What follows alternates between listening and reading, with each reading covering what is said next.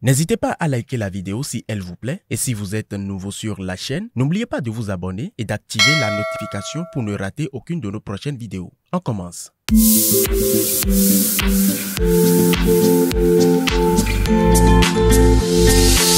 Amis de Miséricordia, bonsoir et merci d'avoir pris le rendez-vous de votre émission Au-delà des Églises. Beaucoup parmi vous connaissent sûrement le missel Vive la parole de Dieu au quotidien, mais très peu connaissent son directeur. Alors pour votre plaisir, l'équipe de Miséricordia Audiovisuel Service s'est déplacée vers lui. Bonsoir Abbé. Bonsoir Madame la journaliste. Je vais vous présenter à nos internautes. Je me nomme Efoué Julien, voici Pénoukou. Père, vous êtes également un théologien. L'Église, c'est quoi? C'est Jésus qui a fondé l'Église.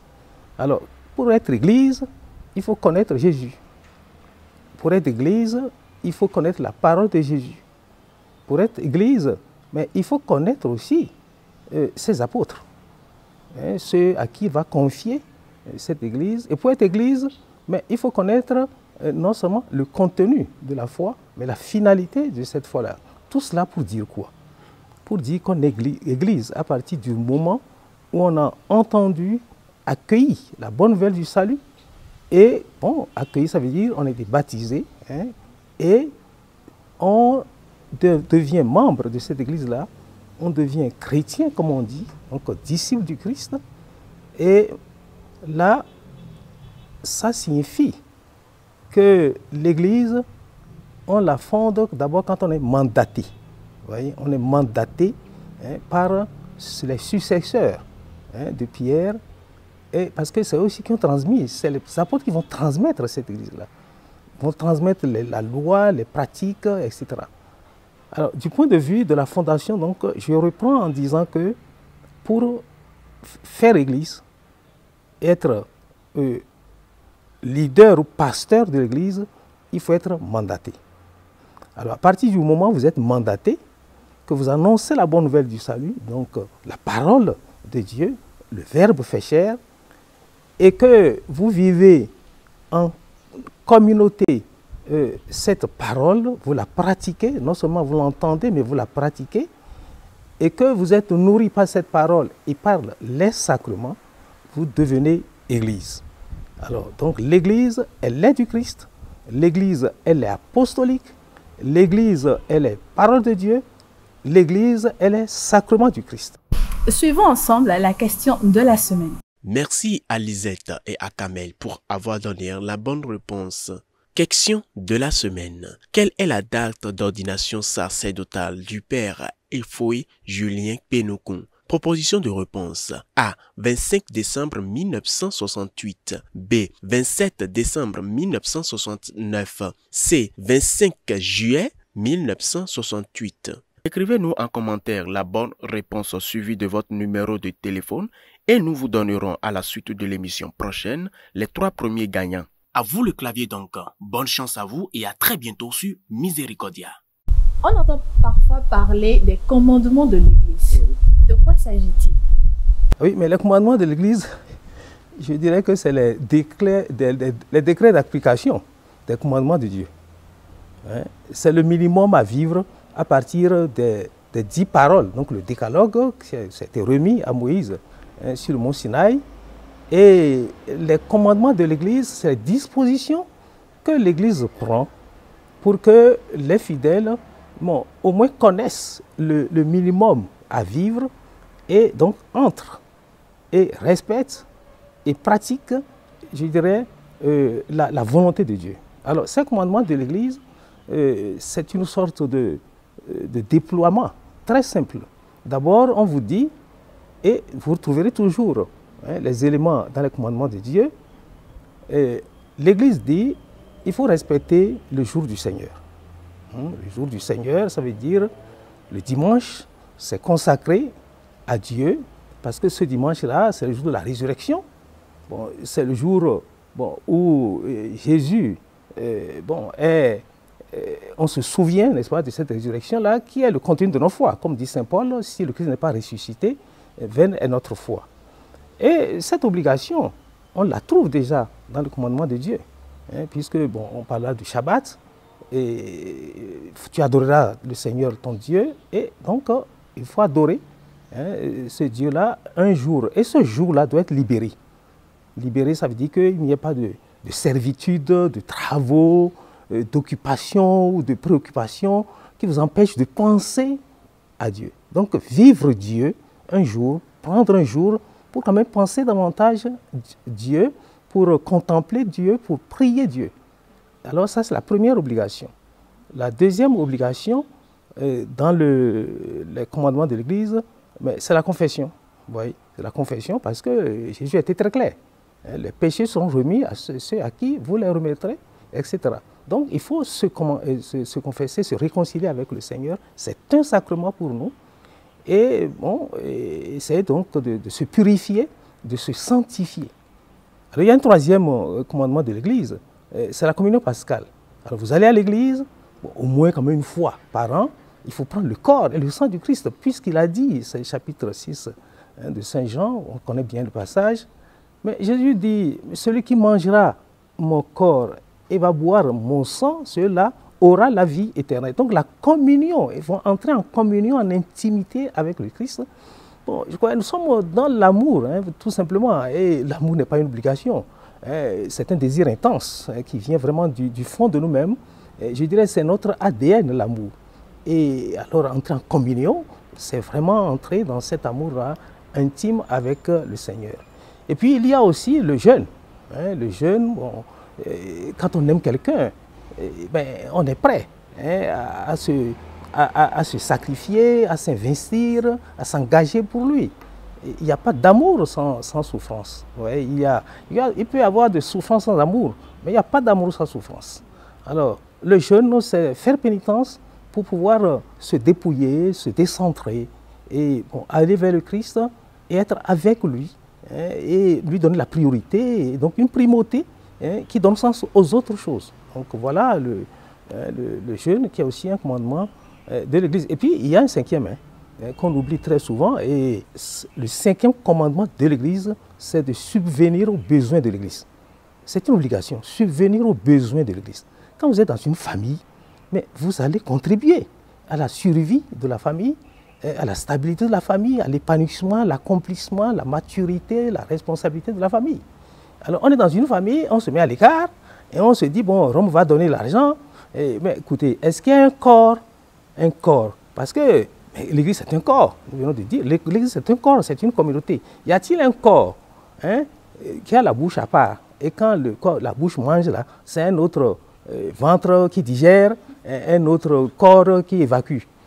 Tant qu'on n'est pas Église autonome, responsable, capable de se prendre en charge, on n'est pas Église. On n'est pas Église, on est une Église inachevée, c'est incomplet. Donc subvenir aux besoins de l'Église, c'est une obligation. Et c'est pourquoi nous parlons de quête, de donner du culte, mais ce n'est pas pour abuser des gens. Nous, on ne fait rien d'autre que de nous mettre au service de nos fidèles. Et quand on demande aux fidèles, mais vous qui allez travailler, mais prenez soin de nous, mais ils disent non, mais alors ils sont prêts à aller donner des poulets blancs et noirs à des charlatans affamés et inefficaces, et même nuisibles. Mais nous, bon, on nous met au rencard et on dit, bon, ben, ils vont se douer, même Rome va donner. Là, il y a une irresponsabilité qu'il faut quand même relever. Et c'est pourquoi le commandement de l'Église à ce niveau, il faut le rappeler, c'est le cinquième commandement, subvenir aux besoins de l'Église. Voilà. Dites-nous, Père, le fidèle catholique qui ne respecte pas et n'honore pas ces commandements de l'Église-là, mais qui pourtant croit au Christ, est-ce qu'il devient d'emblée un mauvais chrétien? Mais il faudrait qu'il prenne un autre nom. Parce que là, moi, je ne sais pas ce que ça signifie d'être homme et de ne pas pouvoir parler, de ne pas pouvoir manger, de ne pas pouvoir travailler. Est-ce qu'on est un homme? Est-ce qu'on est le Agbeto Amedjouame, le Medjouame là, c'est ça qu'on est? Comment est-ce que c'est un chrétien complètement handicapé, anémié ou atrophié? Le chrétien doit être complet. Il doit prendre toutes ses obligations et tous ses engagements. Tu dis que tu crois au Christ. Tu vas aller pleurer devant les Saint-Sacrements pour dire, bon, mais donne-moi ceci, fais-moi cela, que mon enfant n'échoue pas au certificat, qu'il est malade, il faut qu'il sorte, tout ça. Et on te dit de ne pas haïr le prochain, On te dit bon, d'être en communion avec le Christ. On te dit, mais là où bon, les prêtres, les pasteurs se mettent à ton service, bon, essaie de donner ce dont tu es capable. Et tu dis, bon, je vais faire seulement le minimum. Et tu fais le minimum. D'abord, tu es minime et tu auras le minimum toi-même. Donc, c'est incomplet. Donc, sur ce plan, je crois qu'il faut quand même être sérieux et responsable. Et d'ailleurs, ça là, cette tendance, c'est une mentalité de sous-développement. Et le sous-développement, c'est un problème mental. Donc, il faut revoir tout ça, quoi. Hein? Et recycler, fomenter tout ça. Pour aller au but, commandement de l'Église, c'est difficile, mais c'est possible. On poursuit toujours cette émission en parlant toujours de l'Église. On nous dit souvent que la famille est une église domestique. Qu'est-ce que cela voudrait dire concrètement? Ouais, l'expression ecclesia domestica, voilà, ça vient du latin.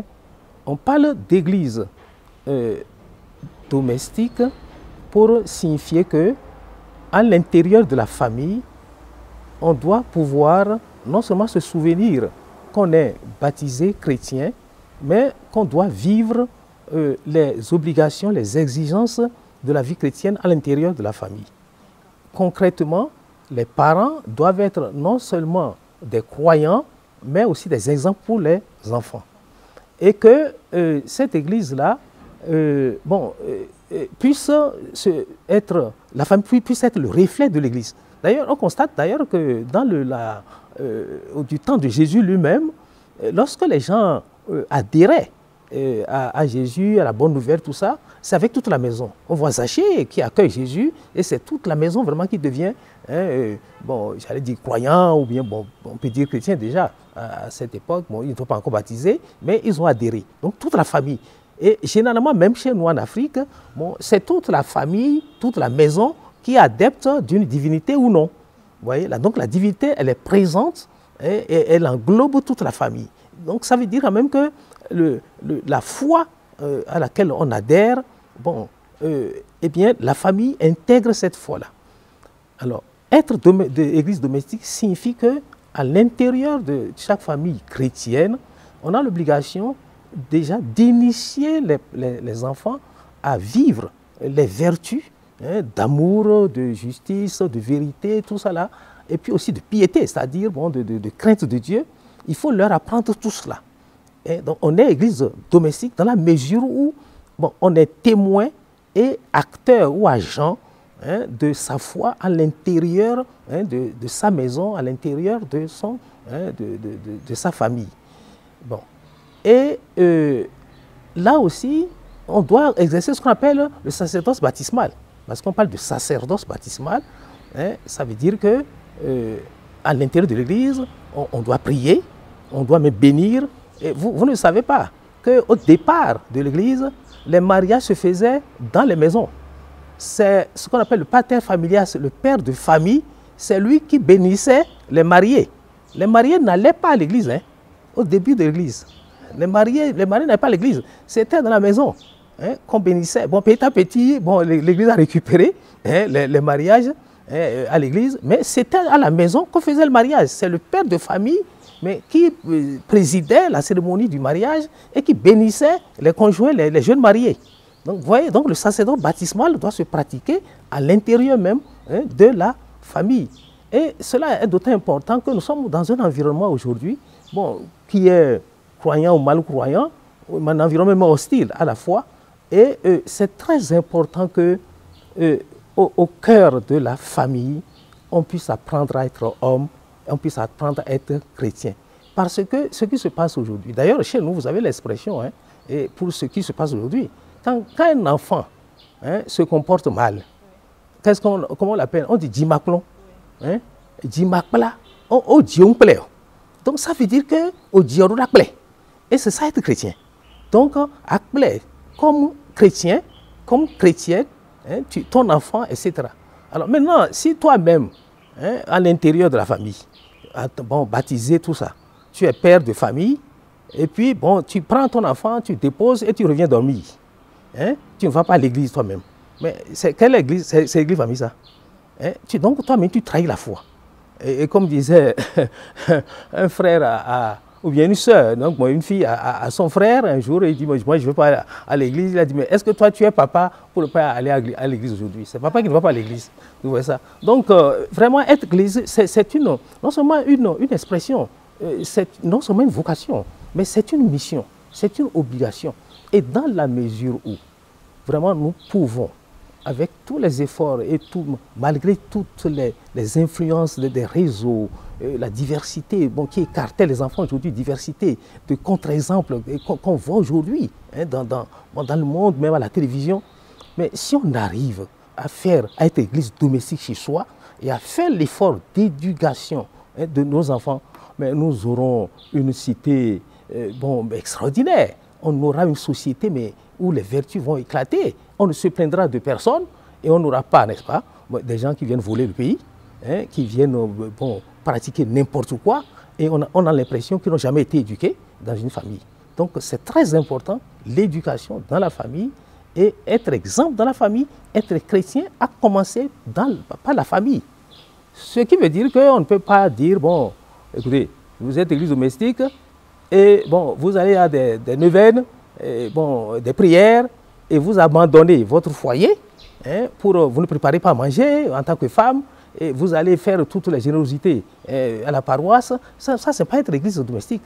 Ça veut dire que la première obligation qu'un chrétien a, c'est l'obligation d'être un bon papa, une bonne maman, un bon mari, une bonne épouse. Donc on est d'abord chrétien chez soi, et en témoignant à l'intérieur, eh bien, on peut se ressourcer dans la communauté paroissiale pour pouvoir être chrétien partout. Merci Père pour ces explications sur notre Église. Amis internautes, vous suivrez le jeudi prochain d'autres explications et d'autres informations sur le Père Efoué Julien Pénoukou et ses différentes activités. Je remercie le Père directeur de l'audiovisuel service, le Père Stanislas Amonsou et son équipe technique. Je veux nommer Francis Dossouiro, Gabin Roukmatin, Sinel Koublenou et Gustave Zanou. Merci également à vous internautes qui êtes restés avec nous durant ces quelques minutes. N'oubliez pas de vous abonner à notre chaîne et de partager autour de vous les différents numéros de l'émission Au-delà des Églises. Si vous souhaitez participer à un numéro de l'émission ou faire un don à l'audiovisuel service, il vous suffit de nous joindre au 91 21 34 34 ou au 98 79 34 34. Quant à moi, je vous dis merci et à la prochaine pour un nouveau numéro de Au-delà des Églises.